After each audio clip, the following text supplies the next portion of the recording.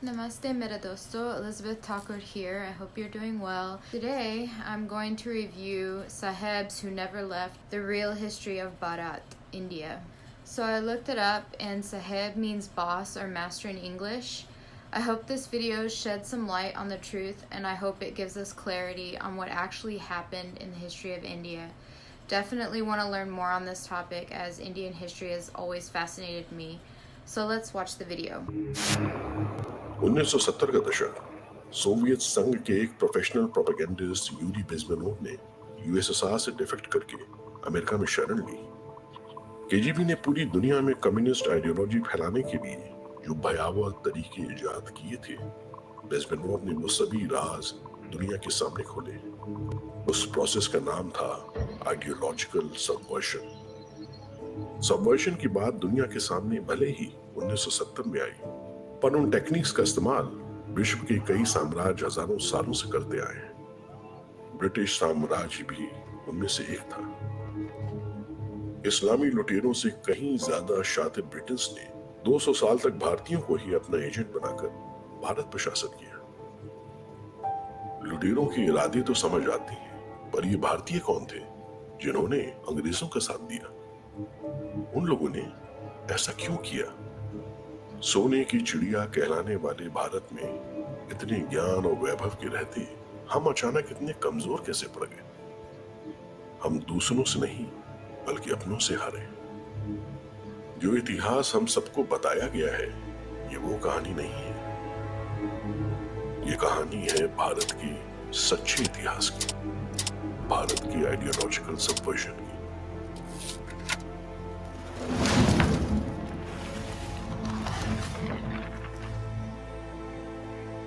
स्वतंत्रता आखिरकार क्या ये सच था? 200 साल की वो काली रात आखिरकार खत्म हो गई थी।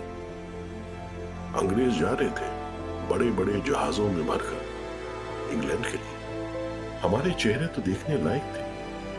कल वो सुबह होगी जिसके लिए लाखों लड़े।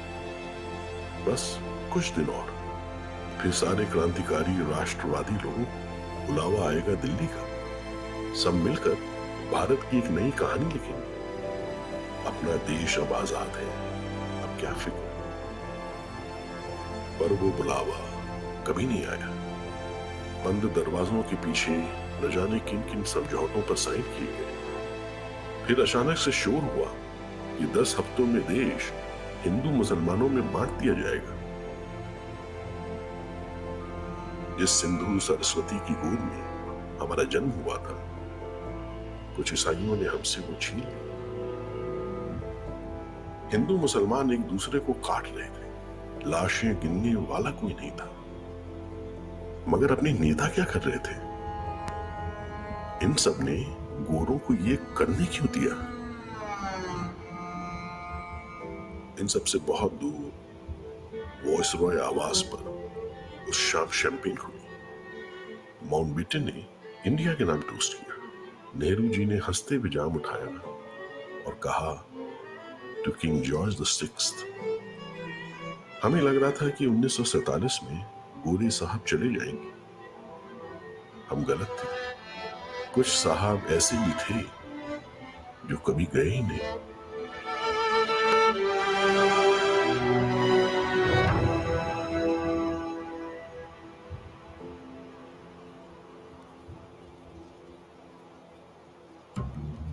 बात है आज से 1000 साल पहले की। भारत इस्लामिक लुटेरों से जूझ रहा था। सिंध के इस पार भी अब इस्लामिक तानाशाही थी। पैसे जनता से लूटे जाते थे, पर बड़ी जोर जबरदस्ती करनी पड़ती थी। लुटेरे तो मुट्ठी भर ही आए थे, पर करोड़ों जाहिलों को कौन संभाले? आखिर कितने सर काटे जा सकते थे? शेर शाह जैसे अफगानों ने यहीं के लोगों को लेकर शिकदारों की फौज बनाई।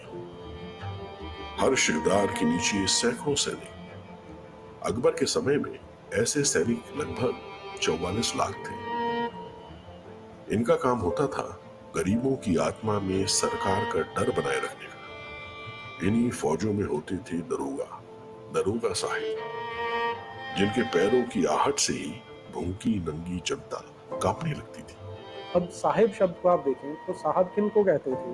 जो मोहम्मद बिन अब्दुल्ला था, जिसे पैगंबर बोला जाता है इस्लाम का, उसके साथ जो लोग थे जिन्होंने उसे जीवित अवस्था में देखा। ऐसा कहा जाता है कि वो इतने महान थे कि उन्होंने उस व्यक्ति को देखा, इसलिए वो साहब थे या सहाबा थे। ये जो शब्दावली थी वो आज भी आप देखें चलती है कि दरोगा साहब के पास चले जाओ, दरख्वास्त लेके जाओ। अब जनता के सामने तीन रास्ते हैं, या तो धर्म बदलकर समझौता कर, या जिम्मी बने, या फिर सर कटवाओ। ज्यादातर लोग जिम्मी बनकर रहते थे। गलती चाहे जो करे, सजाएं सामूहिक रूप से दी जाती थी। साहब सुनते ही जिम्मी वाली फीलिंग आती है कि हम आज भी जिम्मी हैं, साहब ने बुलाया तो झुक के जाना है, उनके आगे सलाम करना है। जिम्मी बनकर रहो तो बेइज्जती सही, पर कम से कम जीने को तो मिलेगा। थोड़ा दबकर जी लेंगे, जिजिया दे देंगे, पर जान तो बच जाएगी। सैकड़ों साल जिम्मा उठाते उठाते साहबों का डर हमारे अंदर घर कर गया। हमारी सभ्यता का आत्मविश्वास टूटता गया, जबकि बाकी दुनिया तेजी से आगे निकल गई। गुलाम राज जैसे विचार अब जनमानस में बस एक बहुत पुरानी स्मृति भर थी। अब तो बस यही रहता था कि कौन सा लुटेरा जा रहा है और कौन आ रहा है। ईस्ट इंडिया कंपनी ने 1757 में आसानी से बंगाल जीत लिया। अरबों खरबों की संपदा वाले राज्य अनगिनत थे। असली चुनौती थी अपने से कई सौ गुना बड़ी आबादी को काबू में रखना। पर ये जनता अलग थी, डरी हुई थी, और इस्लामी काल के मुलाजिम भी नौकरी खोज रहे थे।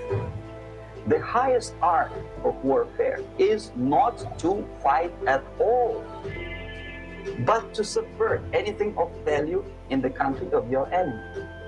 भारत का सामाजिक तंत्र, शिक्षा, धर्म, आदर्श भले ही हमारी सभ्यता की विशेषता थे, पर हर समाज की तरह सैकड़ों सालों की गरीबी और भुखमरी के बाद कुछ समस्याएं भी पैदा हो गई थी। इन दरारों को भांपकर ब्रिटेन्स की आंखें चमक उठी। The Soviets used the phrase ideological subversion. What do they mean?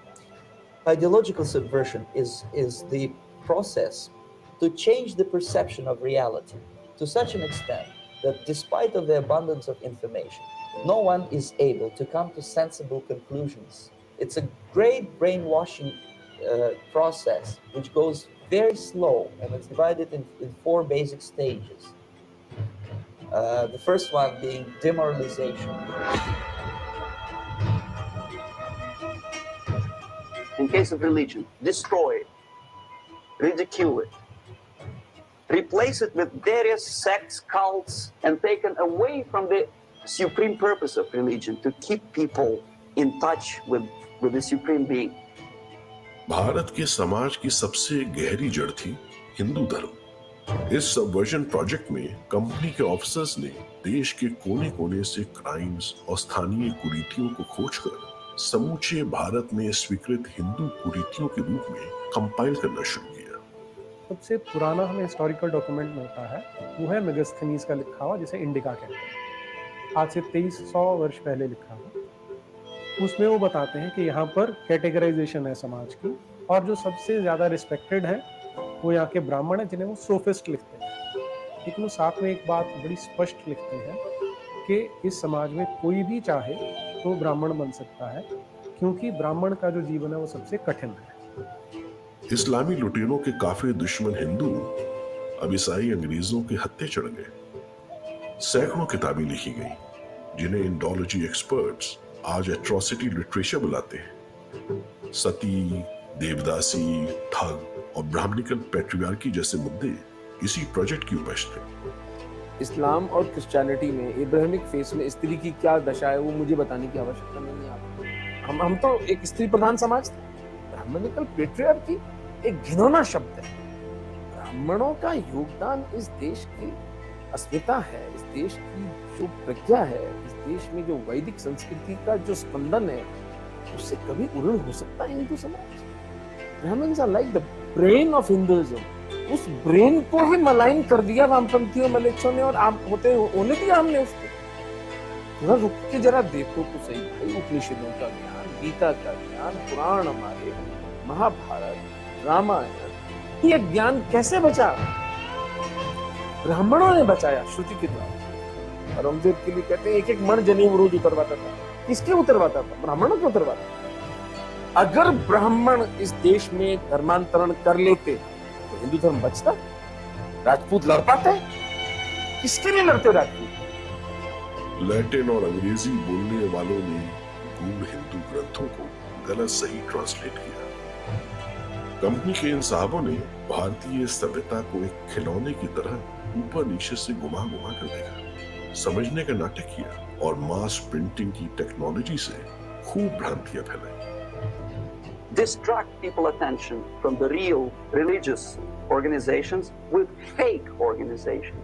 And it always starts with Ram Mohan Roy as the founding father of this neo-Hinduism. Ram Mohan Roy was an employee of the East India in Calcutta.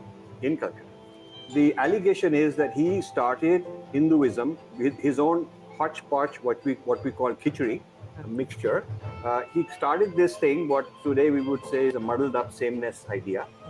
The British had been talking all these things, but now for the first time is a very powerful, eminent, highly regarded, gentleman from India, an elite selling out.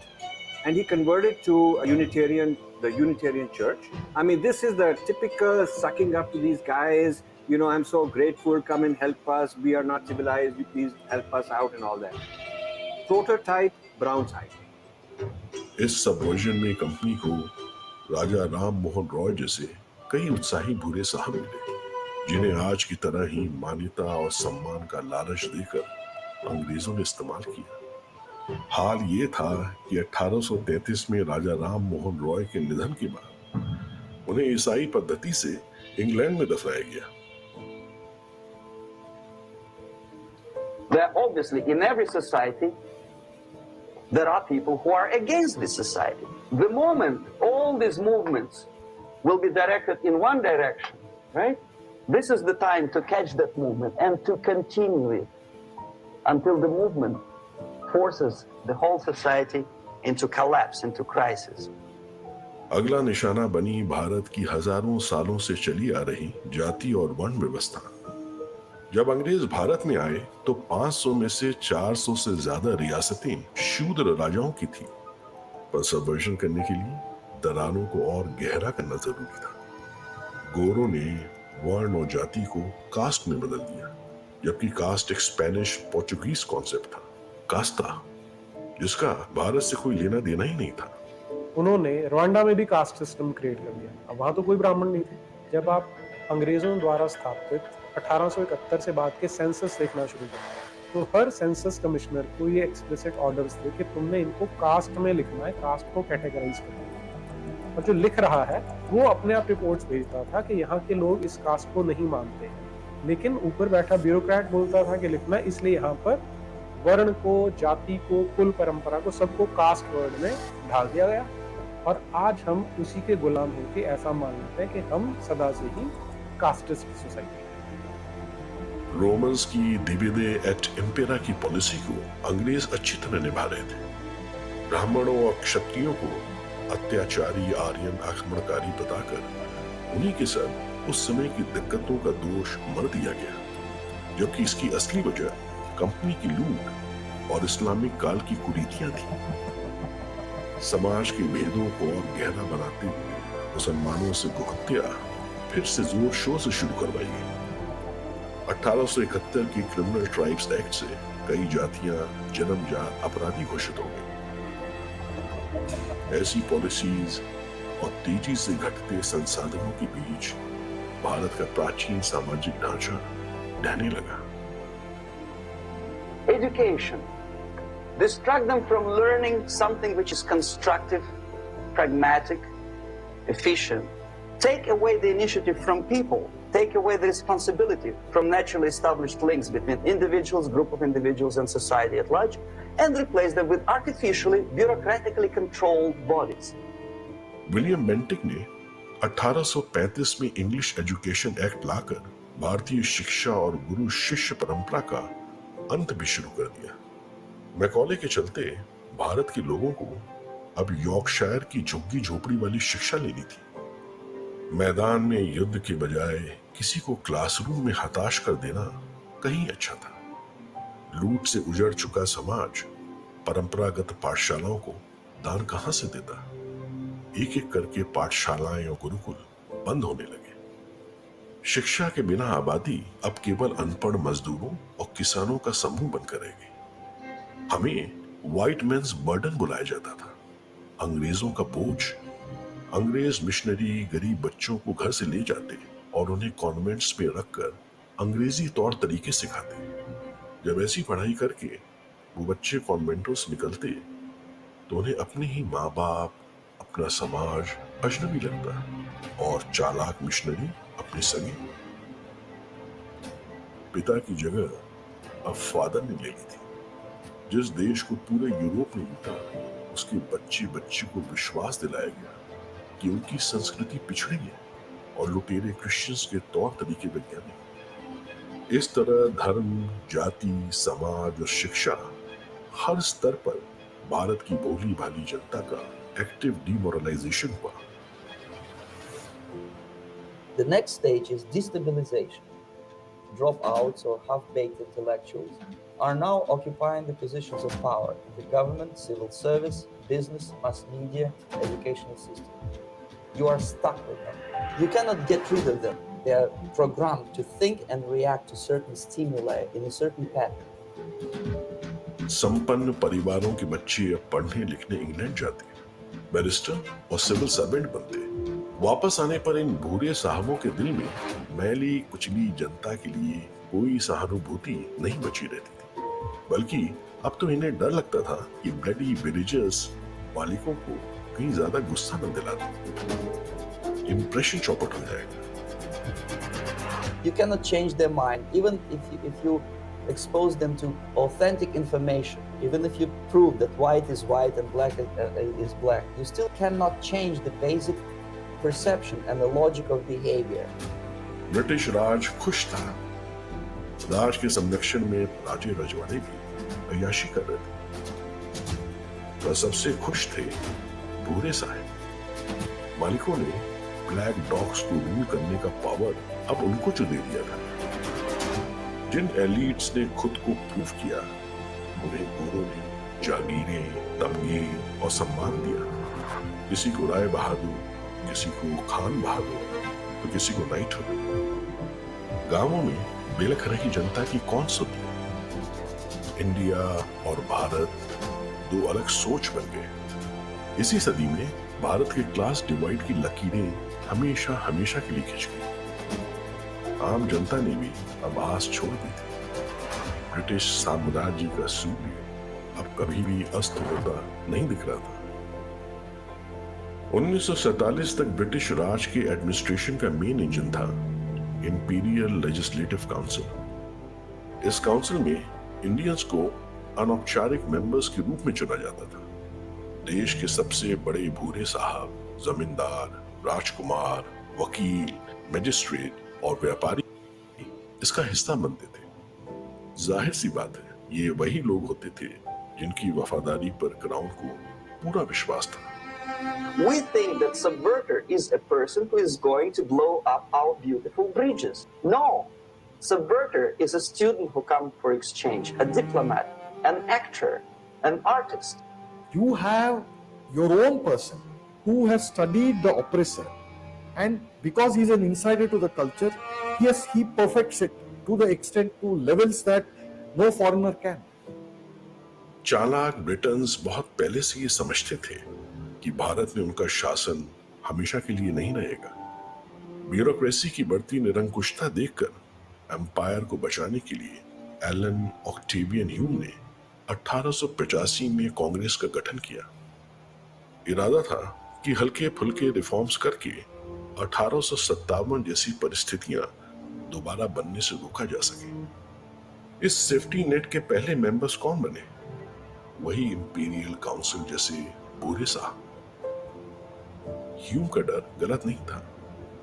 अंग्रेजों के subversion से आहत भारत भूमि से अब नई आवाजें उठ रही थी। छत्रपति शिवाजी महाराज का हिंदवी स्वराज्य 1876 में स्वामी दयानंद सरस्वती की कलम से स्वराज का नारा बनकर निकला। स्वराज, भारत भारतीयों के लिए।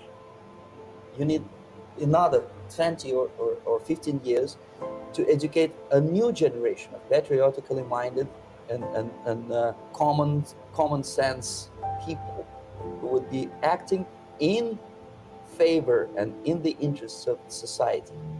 ये आग अंदर ही अंदर पूरे देश में फैल रही थी। बाल गंगाधर तिलक, श्री अरविंदो, विपिन चंद्र पाल जैसे दार्शनिक उभरे। राष्ट्रवादी विद्वानों के स्वदेशी शोध को पढ़कर नई पीढ़ियां डिमोरलाइजेशन से इम्यून होने लगी। भविष्य के महान क्रांतिकारी इसी विचारधारा के प्रभाव में बड़े हुए। समय की करवट को भांपते हुए इंपीरियल काउंसिल के जेंटलमैन अब कांग्रेस में अटेंडेंस बढ़ाने में लगे। आलिशान बंगलों और तबकों की महान बलिदान का प्रचार करके अब भूरे साहब कुर्ता पैजामा पहनकर स्वतंत्रता सेनानी बन गए।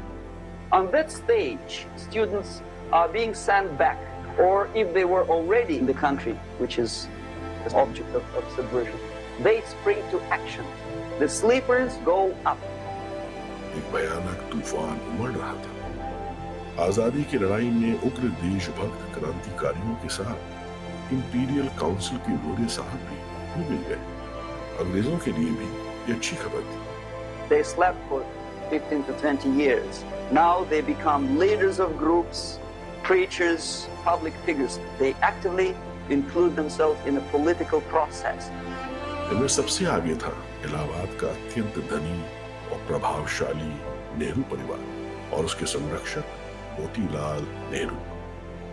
अंग्रेजियत नेहरू परिवार के खून में थी। 1911 के दिल्ली दरबार में वीआईपी ट्रीटमेंट हो, चाहे सिविल लाइंस की आलीशान पार्टियां, अंग्रेजों ने कभी मोतीलाल को उनके भूरेपन का एहसास नहीं होने दिया। मोतीलाल का नाम किताबों और फिल्मों में महान स्वतंत्रता सेनानी के तौर पर मिलता है, पर ऐसी कौन सी स्वतंत्रता के लिए वो लड़ रहे थे कि अंग्रेजों कितने चाहते थे। प्रसिद्ध बैरिस्टर मोतीलाल शायद ही कभी किसी क्रांतिकारी का मुकदमा लड़ने के लिए खड़े हुए। राम प्रसाद बिस्मिल और अशफाकुल्ला खान को काकोरी कांड में फांसी की सजा मोतीलाल के रिश्तेदार और मित्र जगत नारायण मुल्ला ने दिलवाई। मोतीलाल जी बेटे के कैरियर से ज्यादा चिंतित थे। बेटे की पढ़ाई खत्म होने के पहले ही मोतीलाल ने बड़ी सफाई से खुद को कांग्रेस का किंग मेकर बना लिया। भारतीय जनमानस के सबवर्जन में अनजाने ही सही, लेकिन मोहनदास करमचंद गांधी की भूमिका को नकारा नहीं जा सकता। Among the lot of freedom fighters who fought for India's independence, Gandhi was identified as the least threatening. Okay, so he turned the entire direction of the freedom struggle. Plus, he had a mass following at all strata of the society. You have to give it to him. He had a mass following which no other leader had.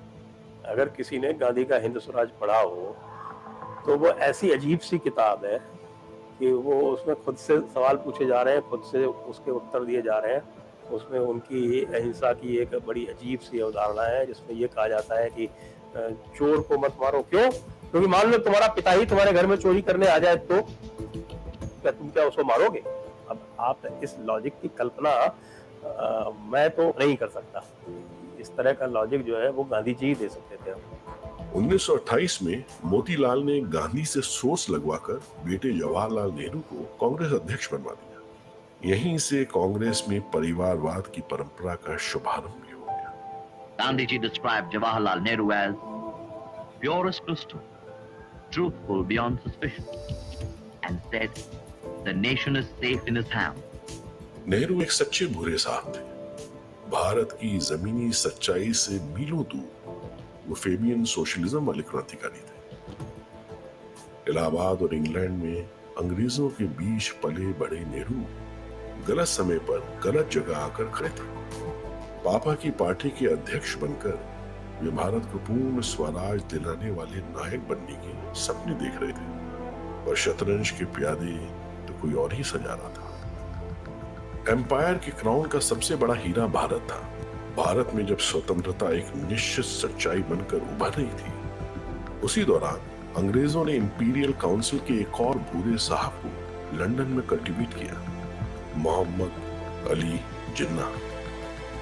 Winston Churchill specifically cultivated, I think the India House or one of those institutions in England, they recently released all this correspondence with Jinnah and Churchill, meeting minutes and the correspondence there. Jinnah was cultivated specifically by Winston Churchill and some of the British leaders. 15 years ago, he did his dirty job and nobody cared. Now he makes it a political issue. He demands recognition, respect, human rights, and he rallies a large group of people. And there are violent clashes between him and police, his group and ordinary people. That is destabilization. Now the root of the Darwinism has been set. The root of the Khalistan has been set. Is a period when the Islamists are thrown more toward the radical Islamic ideas. We see in the 1920s how the people, the Muslims of the southern belt, that is the Mullahs, they were really mobilized to fight for a caliphate, which even the Turkish people didn't want. Then comes the era of the communists in the 1940s when they spoke about the splitting of the various factions wherever there is a Muslim majority. So there were a lot of things which were happening, a lot of movements, a lot of separatist idea which were really brewing more and more in India. जिन्ना और उसके साथियों ने 1945 आते आते भारत की सांप्रदायिक हालात काफी बिगाड़ दिए थे। पूरा देश जल रहा था और कांग्रेस के सभी आंदोलन असफल हो चुके थे। पूरे साहबों ने सही समय पर पाला बदला और नेताजी की प्रसिद्धि की लहर पर चढ़ गए। ब्रिटिश राज ने भूल करते हुए आजाद हिंद फौज के ऑफिसर्स पर देशद्रोह के ट्रायल्स शुरू किए। आजाद हिंद फौज के जवानों के लिए पूरा देश एकजुट हो गया। सिविल वॉर की आग नेताजी की प्रसिद्धि के आगे फीकी पड़ गई और उल्टा राज ही निशाने पर आ गया। खतरा महसूस करते हुए राज ने जिन्ना को आगे बढ़ाया। अब समय था सबवर्जन के अंतिम चरण का, crisis. This civilization process usually leads directly to the process of crisis. It may take only up to 6 weeks to bring a country to the verge of crisis. Gandhi ने 1928 की अपनी गलती फिर से दोहराई, जो इस बार पूरे भारत को महंगी पड़ने वाली थी। करोड़ों लोगों के बलिदान से आजादी की लड़ाइयां अब अंतिम चरण में थी। जो भी अब कांग्रेस का अध्यक्ष बनता, आजाद भारत के प्रधानमंत्री का पद भी उसे ही मिलता और सबके प्रिय नेता थे Sardar Patel. There were 15 Congress state parties. Out of 15, 12 elected Patel. Not even one gave any vote to Nehru. जनता चाहे बोस को चुने या पटेल को, आगे वो हमेशा नेहरू को ही खड़ा पाती थी। भूरे साहब को the last Englishman to rule India जो बनना था। The population at large is looking for a savior. Population is sick and tired already. A savior comes and says, I will lead you. This half-baked intellectual, sometimes graduated from Harvard University or Berkeley. Direct action day. Jinnah ने डंके की चोट पर हिंदुओं का नरसंहार किया। पूरा देश सिविल वॉर में धधक उठा।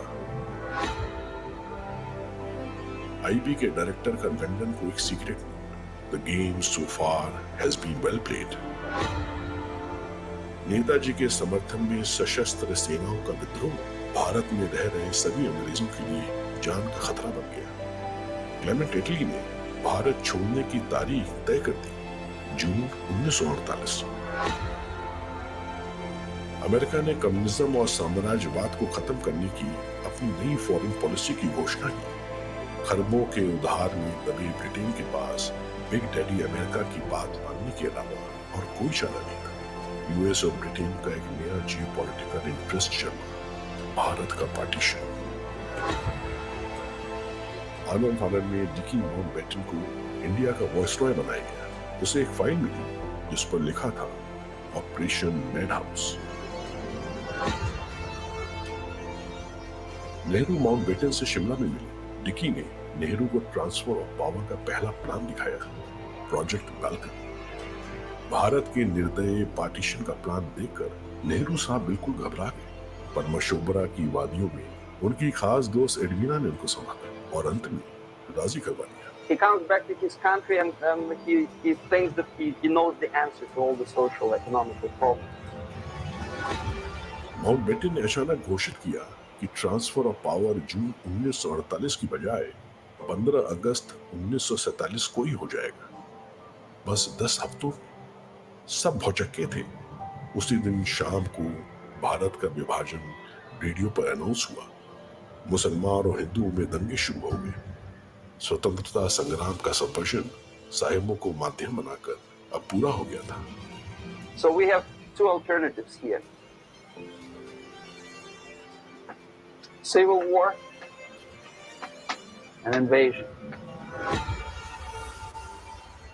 सिविल वॉर शुरू होने के कुछ घंटे पहले लॉर्ड माउंटबेटन ने शैंपेन खोली और इंडिया के नाम टोस्ट किया। नेहरू साहब ने जाम उठाया और कहा to King George the sixth.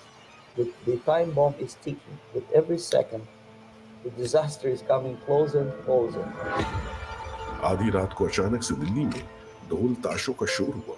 घर में खुशी से उछल रही अपनी बेटी को देख वॉइसरॉय के एडवाइजर वीपी मेनन ने आह भरते हुए कहा, हम सबके सबसे डरावने सपने तो अब सच होने वाले हैं।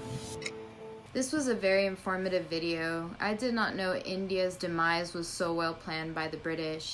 I knew the British ruled India, but I did not know that Indians would turn on Indians. British had hired Indians to basically control Indians. I think it's still happening today. Unfortunately, when the British left India, the first education minister was jihadi and taught Mughal history, so Hindus did not get a sense of what real freedom fighters were like in India. The first prime minister, according to this documentary, Nehru, was a British puppet. So that is why Bharat, India, did not grow and develop like Europe and America during that time. I can only imagine what India would be like if they had the opportunity to grow. It would be beyond anyone's imagination. I hope this video will get watched by more people. I don't know the team behind these videos, but they did a really good job. I hope I will see more videos like this in the future so that the truth can continue to come out. Okay guys, well I appreciate all of your support. Thank you so much. Please like, share, and subscribe. Ram Ram.